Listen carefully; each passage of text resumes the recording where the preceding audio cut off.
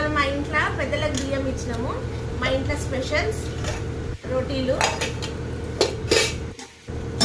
గోకరకాయ curry,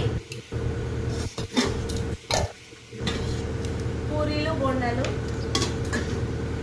ఇదిగోండి ఖీర్, తీయపప్పు, ఇది special సల్లచారు,